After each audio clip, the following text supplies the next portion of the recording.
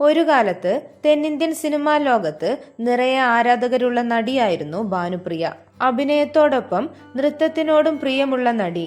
മോഹൻലാൽ നായകനായ രാജശില്പി എന്ന ചിത്രത്തിലൂടെയാണ് മലയാളികളുടെ മനം കവർന്നത്. മമ്മൂട്ടി നായകനായ അഴകിയ രാവണനിലും ഭാനുപ്രിയയുടെ അഭിനയം ഏറെ ശ്രദ്ധിക്കപ്പെട്ടതായിരുന്നു. സംവിധായകൻ ആർ സുകുമാരനാണ് രാജശില്പിയിലെ ദുർഗ എന്ന കഥാപാത്രത്തെ അവതരിപ്പിക്കാൻ ഭാനുപ്രിയയെ തിരഞ്ഞെടുത്തത്. സിനിമയിൽ പ്രൊഫഷണൽ എത്തിക്സ് പാലിക്കുന്നതിൽ കർക്കശ്യമുള്ള നടിയാണ് ഭാനുപ്രിയ എന്നറിയപ്പെട്ടിരുന്നു. ഇപ്പോഴിതാ താരം സിനിമാ അഭിനയ രംഗത്തു നിന്നും നീണ്ട ഇടവേള എടുത്തിരിക്കുകയാണ്.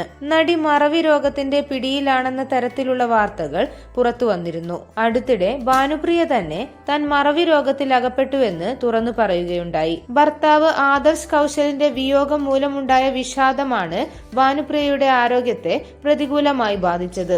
1998 നടിയുടെ വിവാഹം. കുടുംബജീവിതം ആരംഭിച്ചെങ്കിലും ഭാനുപ്രിയ സിനിമയിൽ സജീവമായിരുന്നു.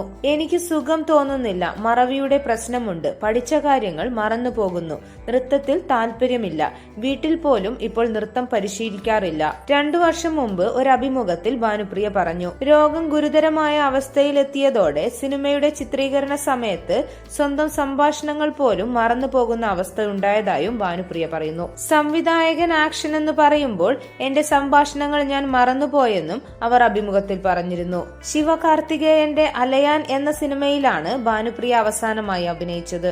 കൂടുതൽ വാർത്തകൾക്കും വിശേഷങ്ങൾക്കുമായി ഈ ചാനൽ സബ്സ്ക്രൈബ് ചെയ്യുക.